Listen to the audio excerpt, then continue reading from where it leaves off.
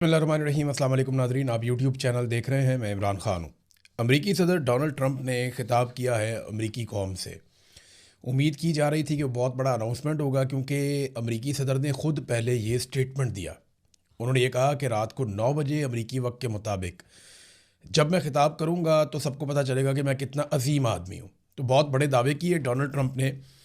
लेकिन जब Donald Trump ने ख़िताब किया तो उसके बाद पूरी दुनिया से जो तज्ज़िया आ रहा है वो एक ही है। मैंने खुद ख़िताब सुना, मैं भी इंतज़ार कर रहा था, पता नहीं अब डोनाल्ड ट्रंप क्या कहने वाला है। तो रात गए तक हमने इंतज़ार किया, क्योंकि अमेरिका का और बरतानिया का भी टाइम का फ़र्क है, और पाकिस्तान का और अमेरिका का तो बहुत ज़्यादा फ़र्क है, लगभग आधे का फ़र्क है। तो डोनाल्ड ट्रंप ने जो ख़िताब किया उसके अंदर कोई नई बात थी ही नहीं। यानी उस किताब के अंदर कुछ ऐसा नहीं था जिसको आप ये कहें कि ये पहले से हमें नहीं पता था, या डोनाल्ड ट्रंप ने ये वाला दावा पहले नहीं किया था। पहले ज़रा आप देख लें लुब्बे लुबाब था क्या। ज़्यादा लंबा खिताब नहीं था। डोनाल्ड ट्रंप ने बताया, जनाब हमने बहुत तबाही फेर दी है ईरान में, और बहुत बुरी सूरत हाल पैदा कर दी है। ईरान के सारे लीडर्स मार दिए हैं, उनकी एयरफोर्स बैरिया और उनकी मिसाइल कुव्वत सब तबाह कर दी है। ईरान कभी भी एटमी कुव्वत नहीं बन सकेगा। इससे पहले दुनिया में जो जंगें हुई हैं वो बहुत लंबी लंबी जंगें हुई हैं। वर्ल्ड वॉर 1 कितना अरसा चली, वर्ल्ड वॉर 2 कितना अरसा चली, फिर जो बड़ी बड़ी बाकी जंगें, उन सब का उन्होंने हवाला दिया कि वो जंगें कितना कितना लंबा अरसा चलती रहीं।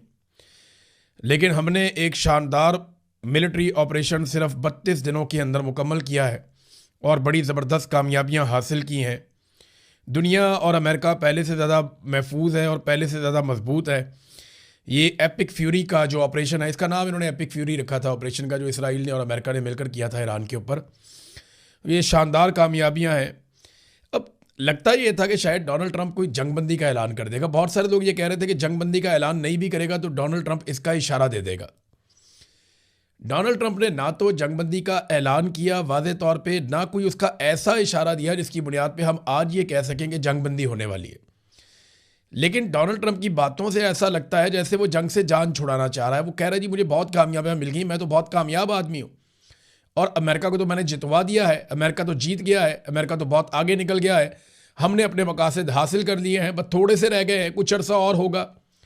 फिर मज़ीद बड़े हमलों का इंदिया भी दिया कि ज़्यादा लीथल अटैक किया जा सकता है अमेरिका की जानिब से और इसराइल की जानिब से ईरान के ऊपर। ये उन्होंने इशारा दिया।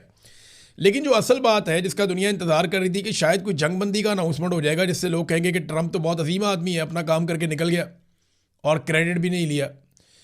और दूसरा एक ये तवक्को की जा रही थी कि हो सकता है कि डोनाल्ड ट्रंप नेटो से निकलने का ऐलान कर दे कि जनाब अब हम नेटो का हिस्सा नहीं है।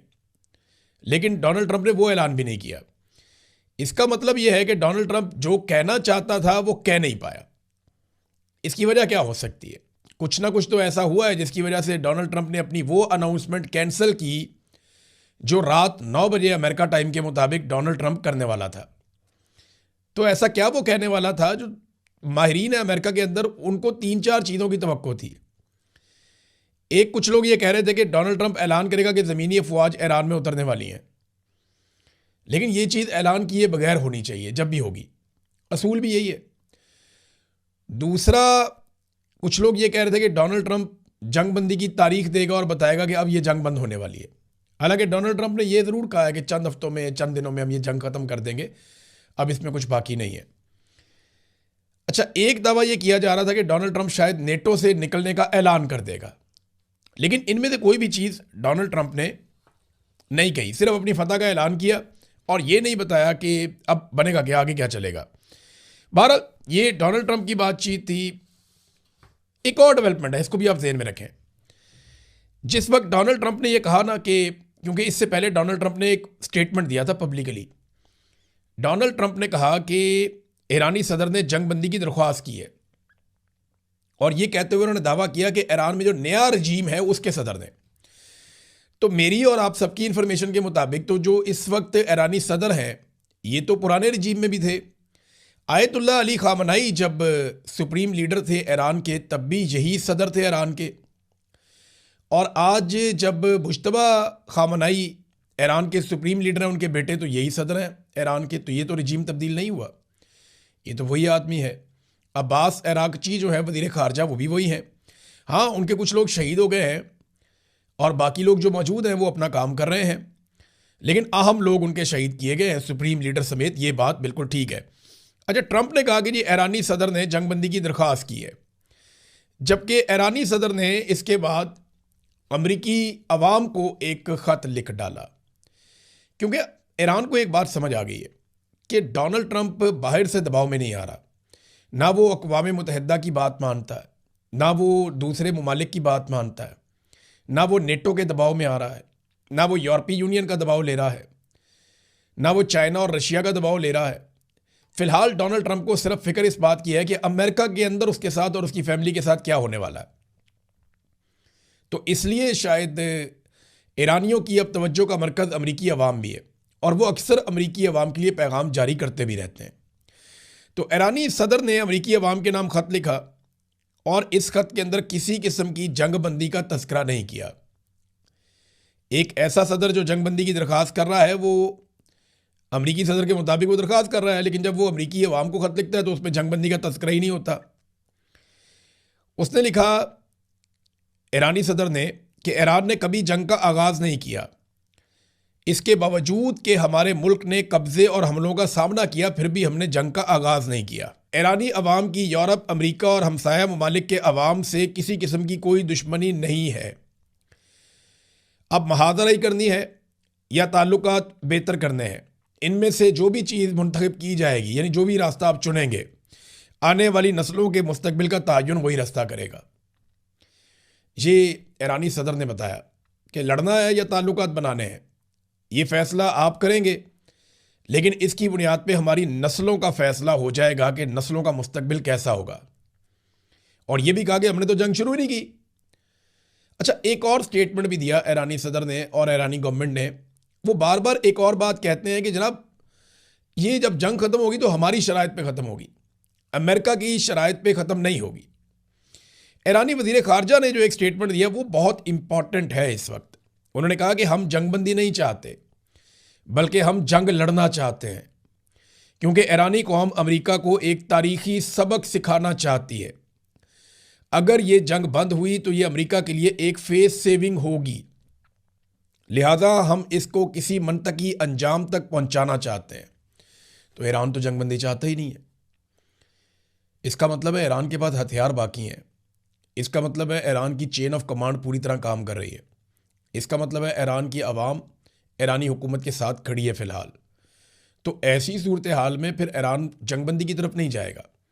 जंगबंदी की तरफ वो तभी जाएगा जब वो जंग हार रहा होगा। उसे लगता है कि वो जंग जीत रहा है, और ये परसेप्शन भी बन रही है पूरी दुनिया में। फिर वज़ीर ख़ारजा इराक़ची ने यह भी कहा कि यह जंग अमेरिका की शिकस्त पर ख़त्म होगी, ज़िल्लत उनका मुकद्दर बनेगी, और हम इनको एक तारीख़ी सबक देना चाहते हैं। उनका गरूर और तकब्बुर का नशा हमेशा के लिए दफन करना चाहते हैं। अब इसमें जो है वो ईरान ने अमरीकी सदर की जंगबंदी की दरख्वास्त जो है वो मुस्तरद कर दी है। ईरान ने सीज़ फायर के लिए किसी को दरख्वास्त नहीं दी है। ईरान से मनसूब 5 नकाती मनसूबा क्या सराही है। अब ये वो 5 नकात हैं जो पाकिस्तान की गवर्नमेंट की जानिब से बाद वक़्त सामने आए थे सोर्सेज से, कि ईरान ये 5 चीज़ें मांग रहा है। देखिए, ये ऑब्वियस है कि ईरान ने वो 5 चीज़ें बार बार तस्करा करके मांगी हैं। उनके सहाफ़ियों ने, उनके लोगों ने बार बार ये चीज़ें दोहराई भी हैं, लेकिन उन्होंने कहा जी हम मुज़ाकरात के अंदर ये चीज़ों को सामने नहीं रखा, ये हमारे मुतालबात उसूली हैं, यानी इस तरह वो बात कर रहे हैं।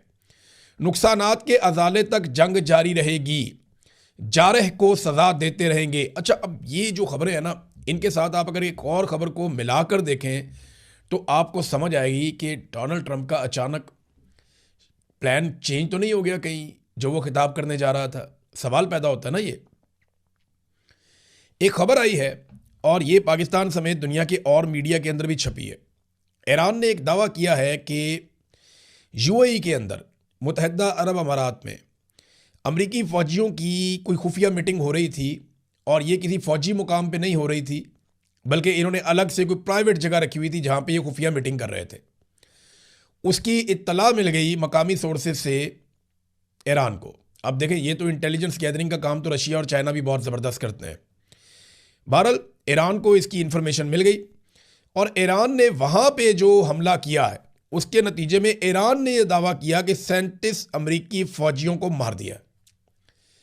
और इससे पहले उन्होंने ये भी कहा था कि सऊदी अरब के अंदर जहाँ पे अमेरिकी एयरफोर्स के लोग या अमले के लोग या पायलट्स वो जहाँ रहते थे, 200 के करीब उनकी तादाद है, वहाँ पे भी ईरान ने एक बड़ा हमला किया, ये भी उन्होंने दावा किया था। अब अगर अमेरिकी फ़ौजियों की लाशें वहाँ मौजूद हैं तो ऐसे मौके पर डोनाल्ड ट्रंप के लिए जंग से निकलना मौत को दावत देना है। उनकी सियासी मौत हो जाएगी कि अगर